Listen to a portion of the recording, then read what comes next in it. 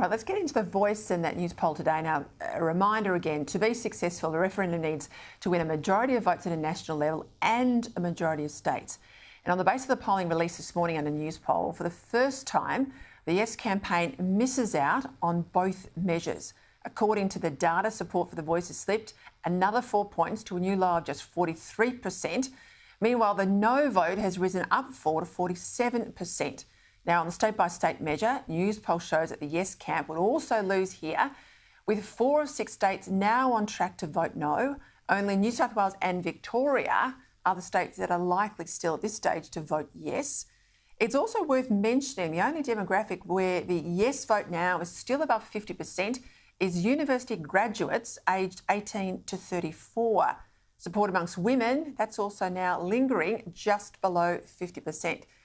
Trends against the PM, but in front of the cameras at least, he remains supremely confident. You heard him a little earlier.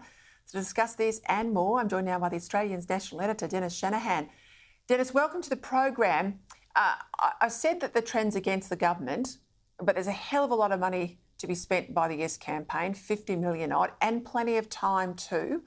But on the basis of the numbers you've seen today and the trend, this isn't a one-off poll, and the trend, where to now, do you think, for the Voice campaign?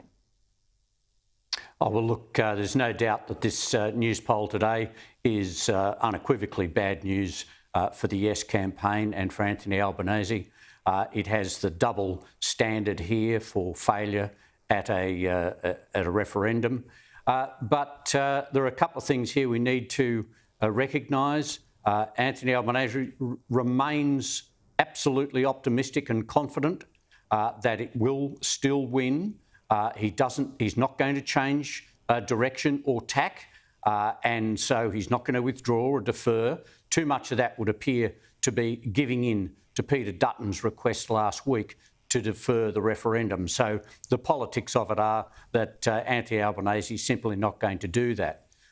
The other positive aspect for the Yes campaign is that they do have tens of millions of dollars to spend, and the formal campaign has yet to really begin, and we'll see a big advertising campaign. And again, the Prime Minister says all of these leading groups, businesses and so forth will help. But look, the trends in the poll have got an even deeper danger for the Labor Party here. They are fighting against a falling momentum. It's very difficult to recover momentum once it is lost in a big election campaign like this. Secondly, the numbers demonstrate, and I went through some of the numbers show that the areas which were once the strongest for the Yes campaign, Labor voters and people aged 18 to 34, they are still the strongest areas. They're positive. But what happened in the last 3 weeks in this news poll survey is that we have seen a fall, a massive fall in Labor support, down 10 points. And in the 18 to 34-year-old, still the very strongest area, another big fall in support in these key demographic areas. All the other areas are down, yes, coalition supporters and so on. So what we're seeing is a fall in support in those Labor voters and the 18 to 34-year-olds. The middle, the 35 to 49-year-olds, they're already gone. And of course, the over 65s, they're gone as well. So what we've got is Labor saying that they intend to turn things around, and the two groups that they actually rely on for their strength and any hope of a reversal of the trend are falling badly as well.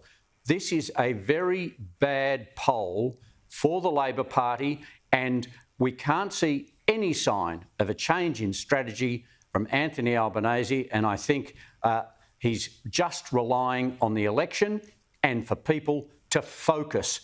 The argument from the government, Tanya Plibersek said it today, people haven't really focused. Well, the people who are answering the polls appear to have enough focus to be voting for mostly no.